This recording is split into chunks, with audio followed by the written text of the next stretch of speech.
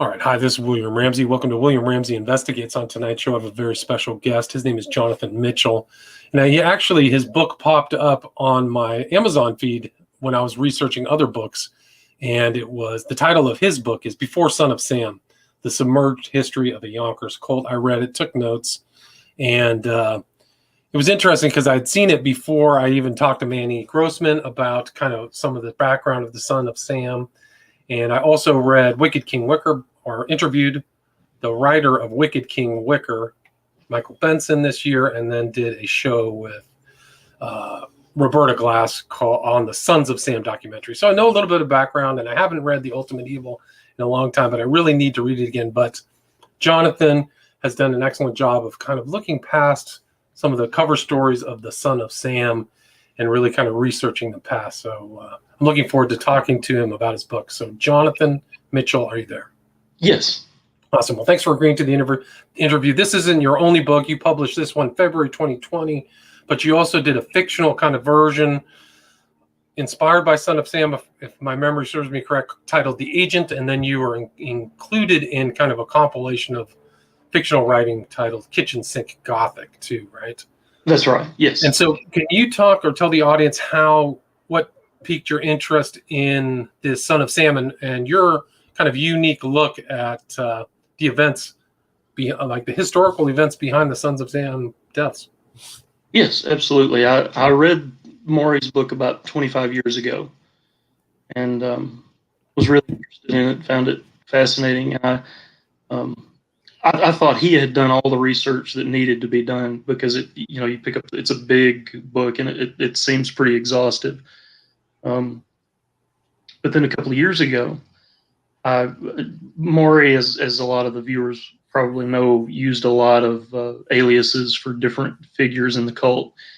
And I think everybody reads the book and is left wondering what are the actual identities of these people, Mr. Real Estate,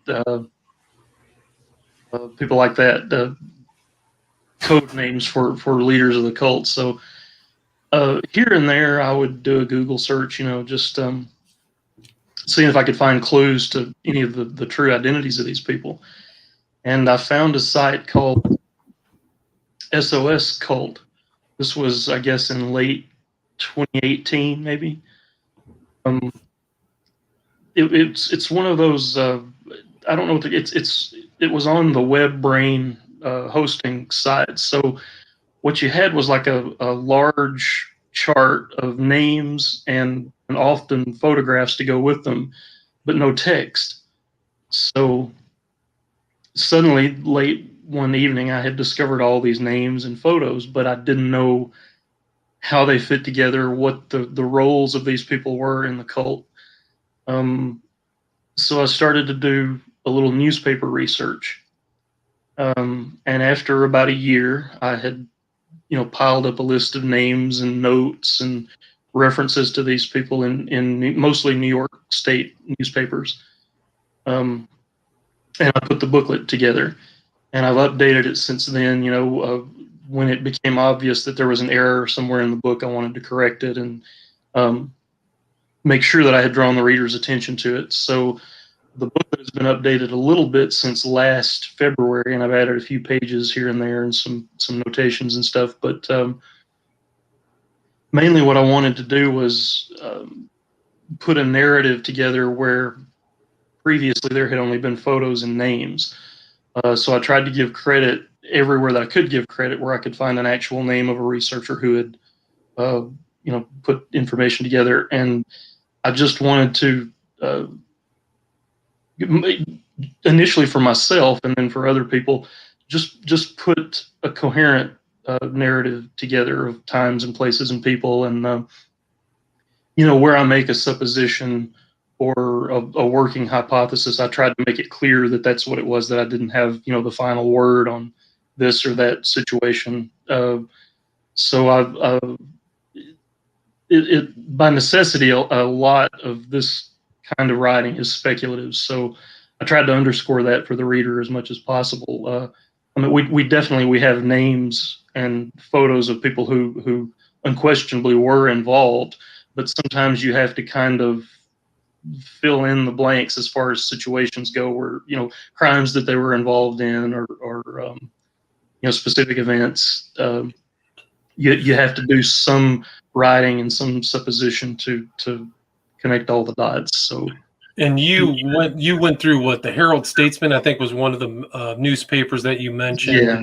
Did you kind of think that was a big help? It was really so much of the story, and I think Manny referred to this too in your interview with him. So much of the story unfolded there, publicly.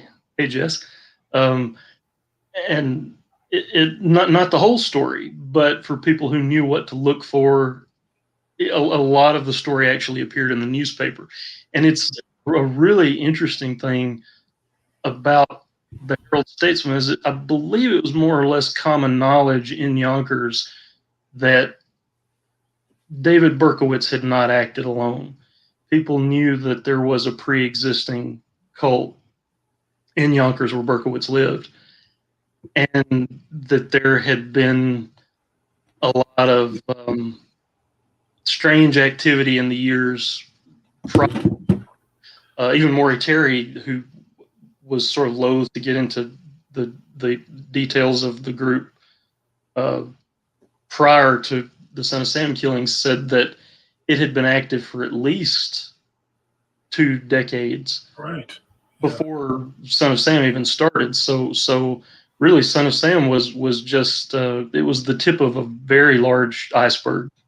Right, and you mentioned all that stuff in your book. I mean, what is this that kind of goes back? You talk about some of these names, and something that I really hadn't seen, the Oculist Society. So the kind of these secretive groups that are associated with this Son of Sam cult. Can you talk a little bit about that background that you mentioned? Yeah, and I forget exactly how I came across the Enlightened Society of Oculists. I read on the SOS cult page, there was a page with just a group of doctors' names, Yonkers physicians. Several of them were eye doctors. There were ophthalmologists and optometrists, and there was the name of one doctor named Harry Harnish. He was an optometrist in Yonkers in the 1920s and early 30s. And I didn't know why his name would pop up in connection with the investigation, being so long before the Sam killings. But I started to find interesting items in the Herald Statesman about Dr. Harnish, and he called himself an oculist. He insisted on that. That was clearly the distinction that he preferred as opposed to optometrist, or, So right. I got to wondering why he called himself that, a term that was already sort of becoming antique by the mid 1920s. And then somewhere in the course of searching for his name and his history, I ran across this article about the Great Enlightened Society of Oculists. They were an offshoot of the Freemasons, and allegedly they were supposed to have established a lodge in the United States sometime in the 1700s. And I wondered if Dr. Harnish might be connected somehow to the society. They had mystical traditions, being pretty directly adapted from the Freemasons as they were. But they also believed that they could cure any disease of the eye. Dr. Harnish was very insistent that he could treat people of all ages and backgrounds, and this kind of. He offered to treat, if I remember correctly, the eyes of school children in the entire Yonkers school system for free. And it was 1921, 22, something like that. So he clearly believed in his abilities as an eye surgeon, an eye doctor, and this seemed to reflect some of the same values that the Society of Oculists had. And I don't have any definitive connection or evidence that he was a member of this society, but I wondered, given his training as an optometrist and his zeal to treat people, if he might not have membership with this group in his background somewhere.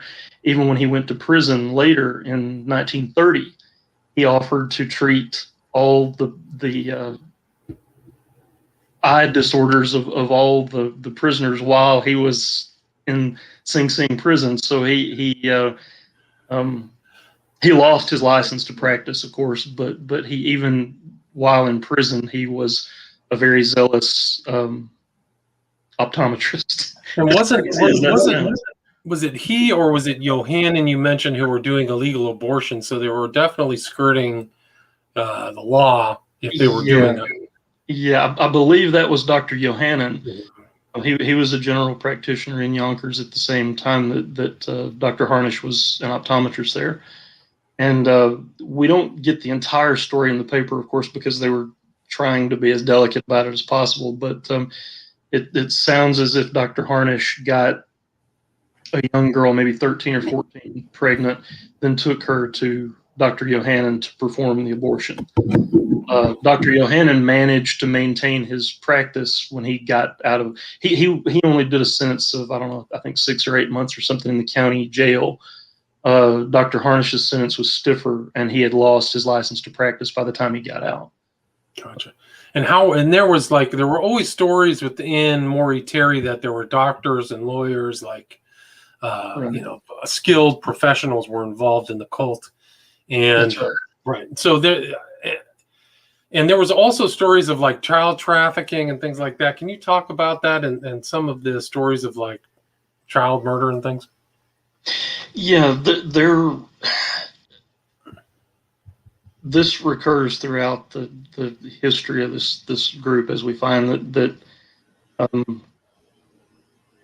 maybe the mysticism and later the overt Satanism was a veneer for criminal activity, and that child exploitation and child trafficking was the main activity, but also there were drugs and there was weapons trafficking and smuggling, and they were into a little bit of everything. But yeah, the really fantastic team I work with, Jess D and Manny Grossman, they have uncovered tons of evidence of child trafficking, really horrible activities that went on in Untermeyer Park in Yonkers, also Van Cortlandt Park in the Bronx, and some other locations.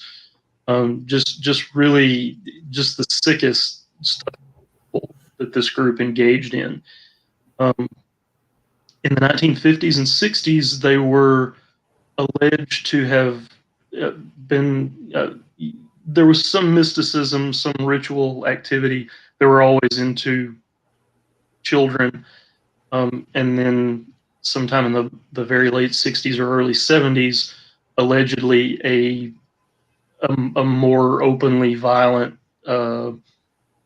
more unambiguously satanic element took over the leadership of the group, or at least aligned itself with the pre-existing group. We're not sure exactly how or at what point that happened, but allegedly it had happened anyway by the early 70s.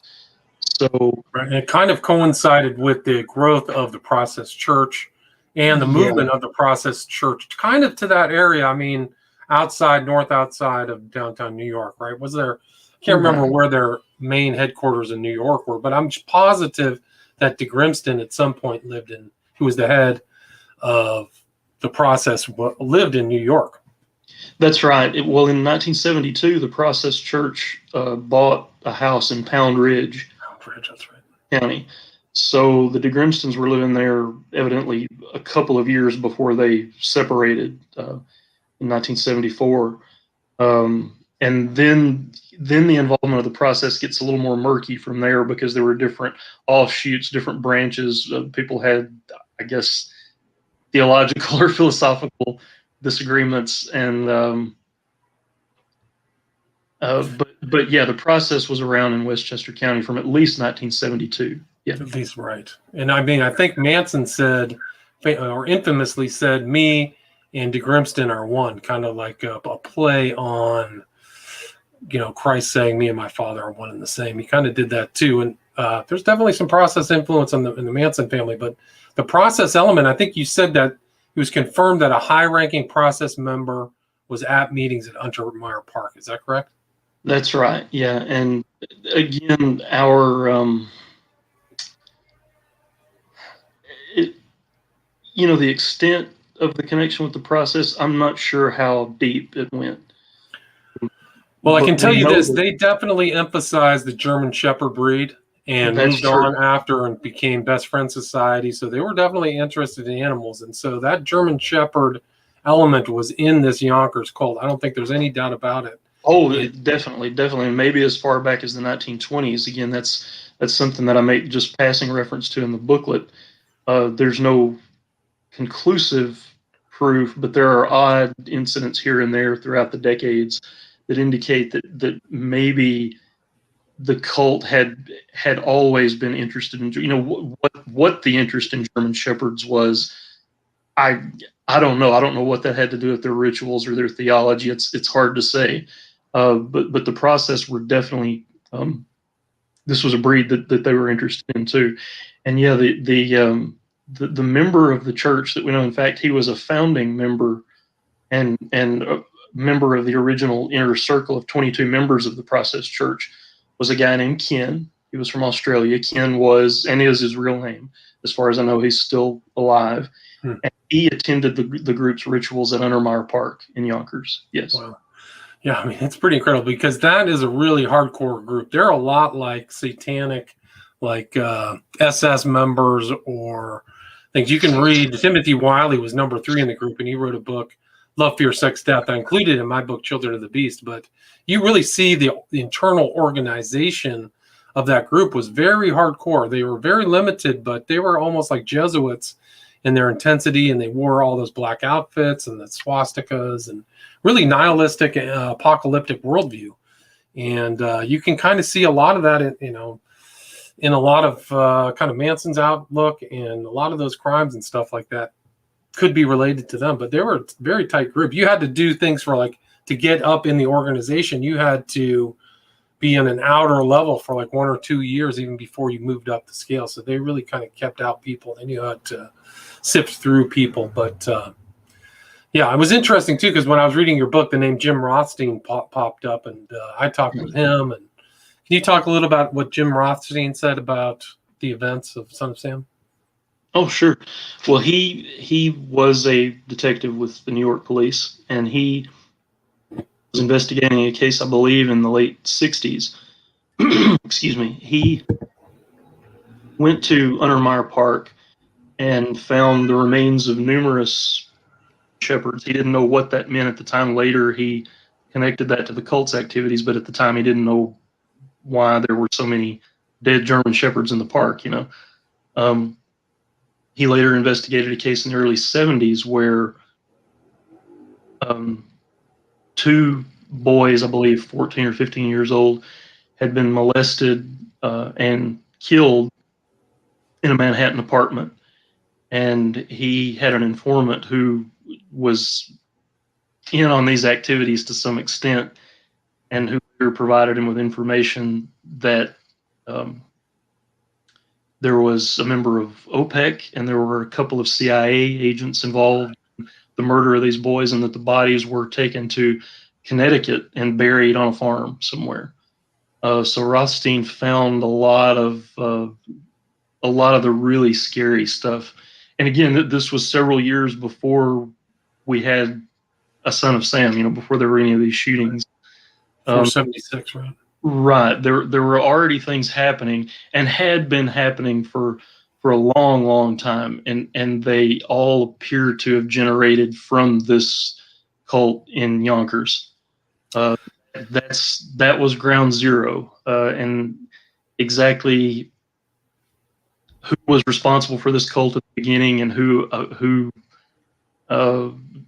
dictated its activities, and where the marching orders came from, I don't know. We're still that, but it's a fascinating story. But you did say, I think you noted that the process had the 22 members, and that correlates with the 22 members of hell, right? So you can definitely see that numerical connection too. And for people who don't know or haven't studied the Process Church, there's tons of pictures of Process members with German Shepherds. They're specifically German Shepherd breed. So, and some people, I think somebody said, I think when you joined the SS, I don't know if this is true, but in Nazi SS, you got a puppy, a German Shepherd, and you would raise it, and then to go up in the higher order of the SS, you had to kill that German Shepherd.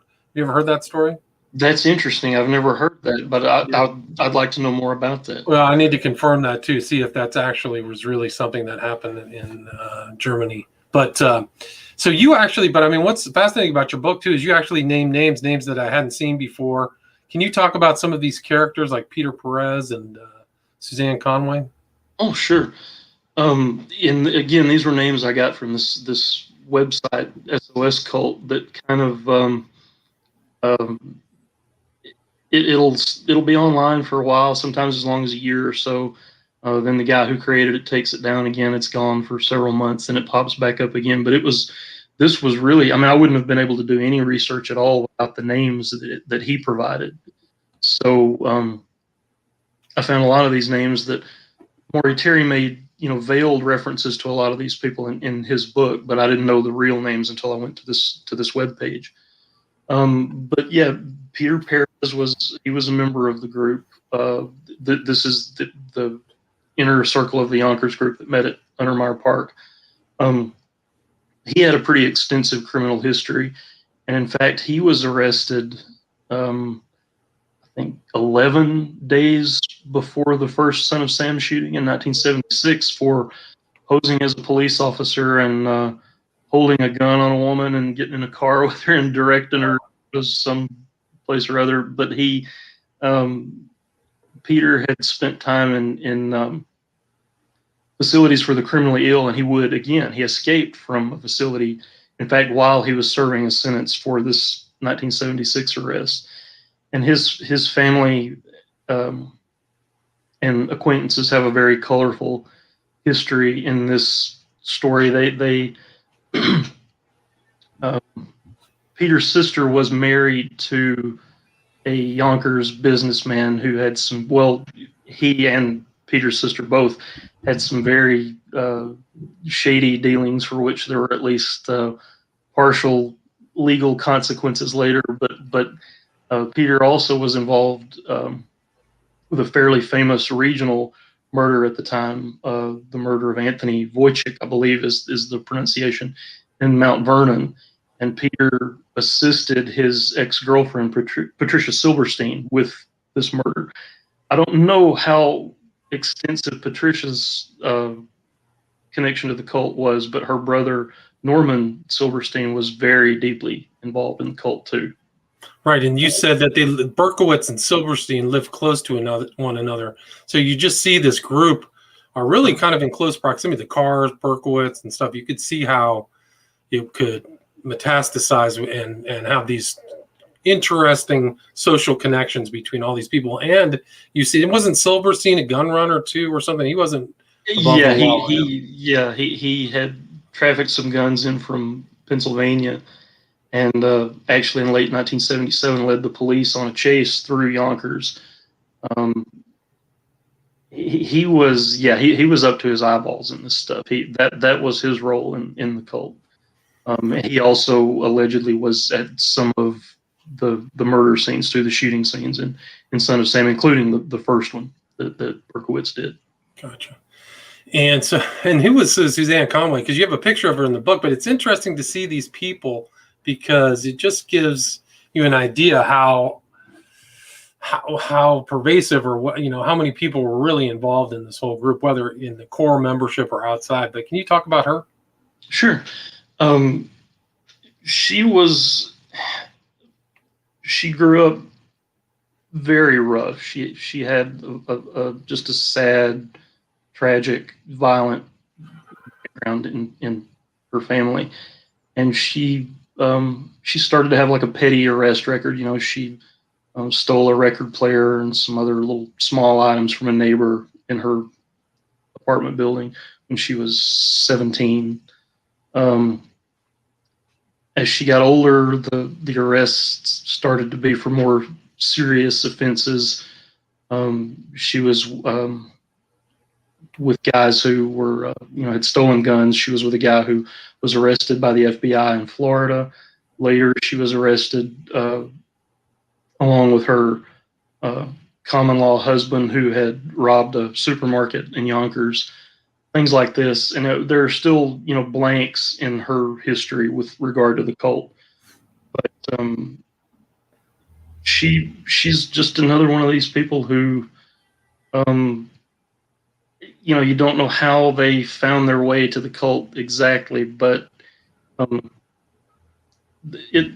a lot of the members who were involved seem to have come from poverty-stricken backgrounds, and I'm guessing that maybe they felt the cult offered them opportunities that they weren't going to get anywhere else, and they fell into it just for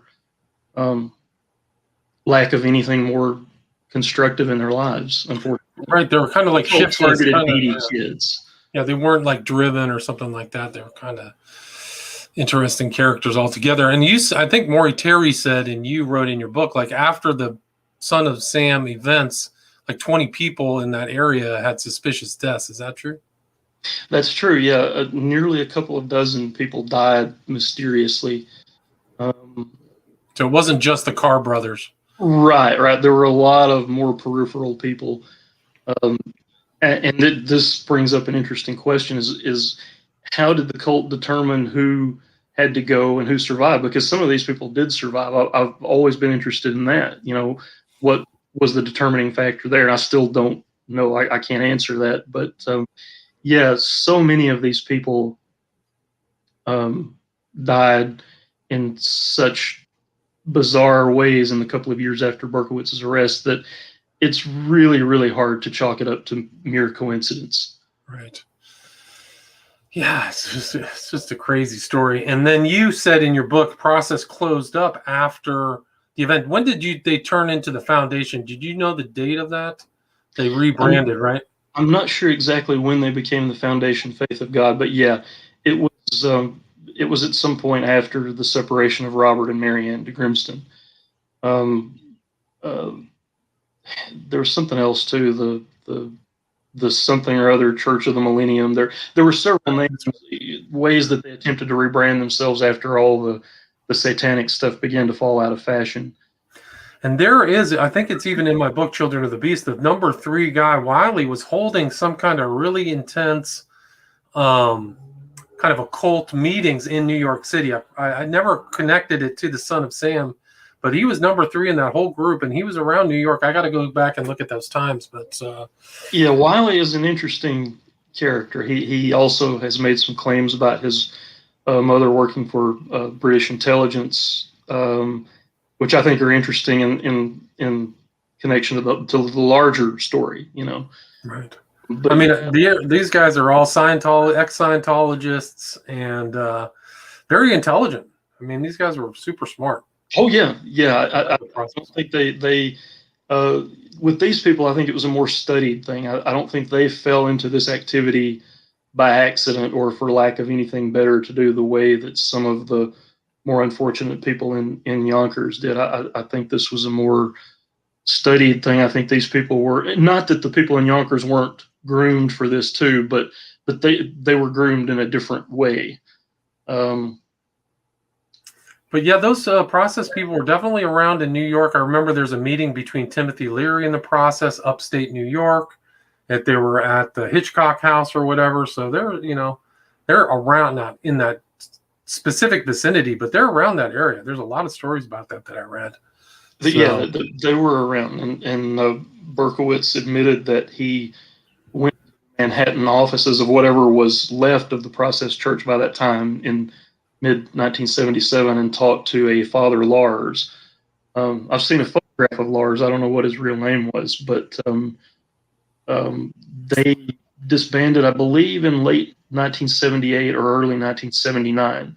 But of course, cult activity in Yonkers continued after that date, as it had gone on for at least a few generations already. And there were still strange things happening locally in Yonkers after the Process Church folded in Manhattan. I didn't know that. Interesting. Yeah, there's so much more to the story. I mean, and Berkowitz mentions the process. I don't know if it was in the interview with Maury Terry or somebody, but he's in jail mentioning that he says, oh yeah, it's about the process. He mentions it. So pretty nasty stuff. And you said that there were crimes after that. Can you talk about the deaths of Howard Green and Carol Marin? This is an interesting one. Yeah, that they were from Brooklyn. There was a guy who lived in their building at one point who apparently was a drifter, sort of mentally ill and sketchy kind of a guy who killed small animals for attention. And at one point, he accused Howard and Carol of being witches. And in late 1979, they turn up dead in New Jersey with all the blood completely drained from their bodies, maybe with a veterinary syringe, maybe with some other device. But it was an interesting murder, still unsolved. The drifter who was wanted by police in connection with the killing. I don't know if he was ever officially a suspect, but he was a person of interest. He was last seen in Oklahoma for a scene where several cattle had been drained of blood. So there we get into the area of the cattle and sheep mutilations of the 70s that were associated at that time with really crazy stuff like UFO sightings and stuff like that. I can't even begin to explain the connection between that and these post-Berkowitz arrest murders, but there it is. There's the detail. This actually happened. It was covered in newspapers at the time. So, yes, some of the craziest and most bizarre stuff happened actually after Berkowitz was arrested. And they never, it just seems like nobody ever made those connections except Maury Terry and the more current researchers that say, hey, this is all part of this whole larger story. What happened before and what happened after is just possibly as interesting as or crazy as 76, 77.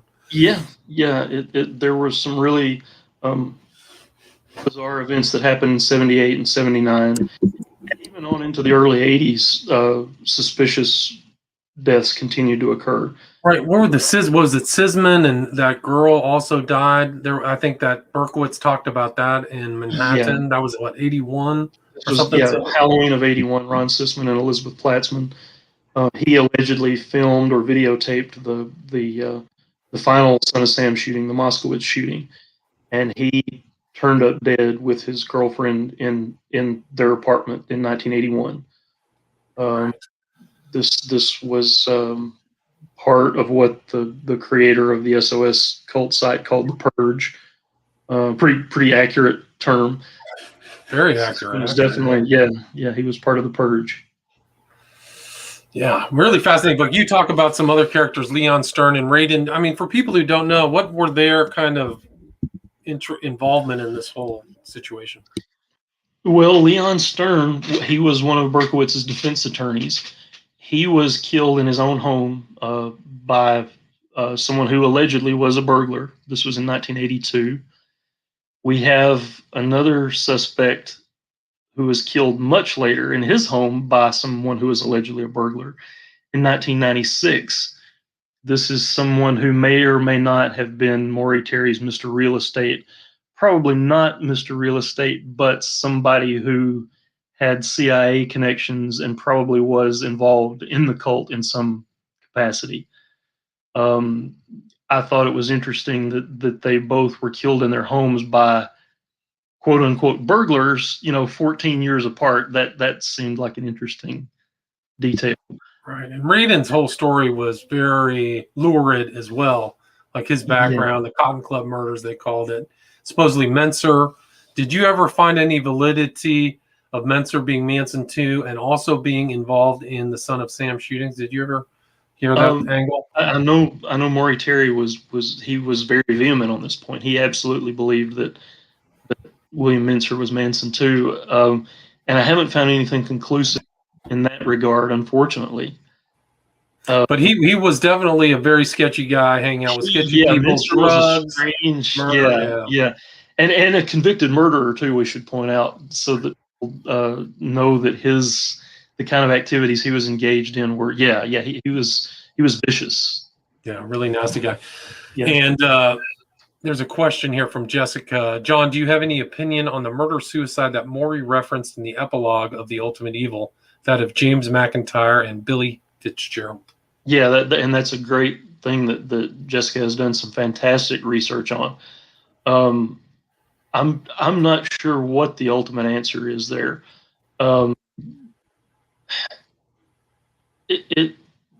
Berkowitz allegedly was, according to a couple of witnesses, I believe now, was outside the apartment building where this shooting happened. And one of the people involved said that the subject of Son of Sam came up just moments prior to the shooting. This was allegedly murder suicide. We think that the actual details of the shooting may have been somewhat different than what wound up being reported in the newspaper, but this was very shortly before Berkowitz's arrest. And I wish we knew more about it, but this is, I believe, and I know that Jessica believes this, that some major unanswered questions could be answered if we could find out what actually happened with regard to this shooting. And what do you remember the exact date of Berkowitz's arrest? Sometime in '77, right? It was August of '77, and I don't remember. So this was somewhere right around that time. Right. This was, I believe, 2 or most 3 weeks before. But yeah, just right on the cusp of Berkowitz's arrest, and I believe by this time he already knew that he was being made the fall guy. So interesting. So he fully expected to be the fall guy before his arrest. Is that correct? It sounds that way. Yeah, I don't know when word came down to him that this was going to happen, but he knew, having to address the fact of his parking ticket and the fact that Wheat Carr had spoken to authorities about him and his activities. He knew that something was going to happen, and that it was just a matter of time before they called up to him. Because I think if I remember the narrative, he didn't seem to be very surprised when the police showed up. Like he just said, "Oh, I'm your guy," or whatever. Right? He kind of volunteered himself. He said, "You got me." Yeah, yeah, you got me. So. Yeah, he knew that it was all coming down to him.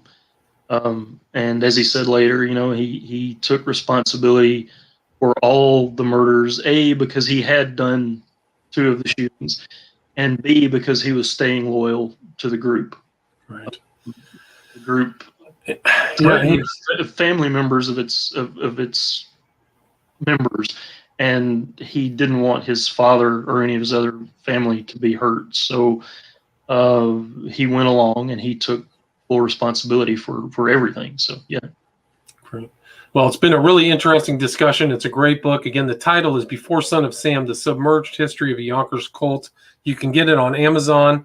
Is there anything you'd like to add before we wrap up, or anything I missed? Or well, I'd just like to say thanks for having me. I really appreciate the opportunity to be interviewed, and thanks to my team out there, Jess and Manny and Max and Carl, and really appreciate everybody listening and watching, and it's a pleasure to talk about the subject.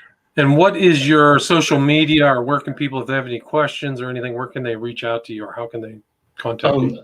I don't really have a Facebook page or a Twitter account or anything like that. My email address is throwaways@yahoo.com, and anybody who wants to contact me there, I'd be happy to talk with them about the case. Did you say throwaways? Is that right? That's right. Throwaways@yahoo.com. So I'll put that in the show notes too, so if people want to send you an email. Awesome. Thank you. I appreciate that. All right. So again, it's Jonathan Mitchell. The book again is Before Son of Sam, The Submerged History of a Yonkers Cult. So go check that out. Thanks again, Jonathan. Thank you, William. Thanks for having me. Take care. Have a good one. Thanks. Bye-bye.